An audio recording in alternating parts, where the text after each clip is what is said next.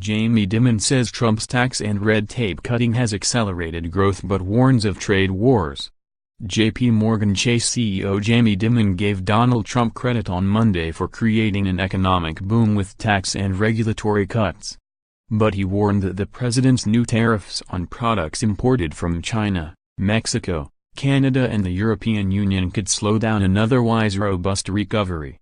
Presidents get a lot of credit, and a lot of blame for things they didn't do, Dimon said on CNBC, but the president has done things which accelerated growth.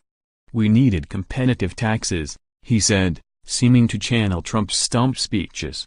And the way the American public should be thinking of it is, for 20 years, we've been increasingly uncompetitive, driving capital and brains overseas.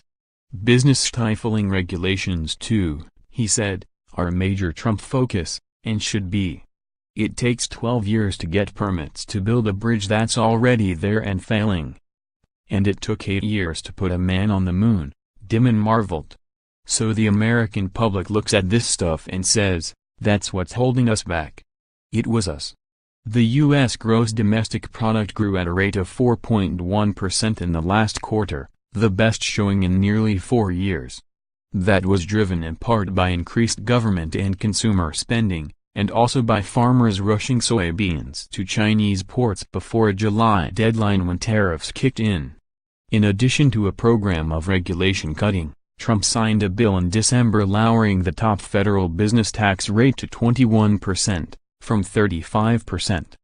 Dimon suggested that's the right course, and that this has accelerated the growth.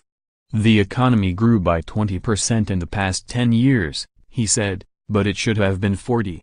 The reason it wasn't 40 was because of a lot of things we did that hurt ourselves, he added, referring to past government policies. Speaking of past anemic quarterly growth numbers, he said the reason they were mired in the 2% range was not some natural reason. It was bad infrastructure, bad taxation, excess regulation. Dimon did caution, however, that Trump's protectionist trade posture is likely to eat into the nation's economic gains. I think it could offset some of the benefits of the White House's policies, he said, as countries hit by Trump's tariffs have retaliated against American companies.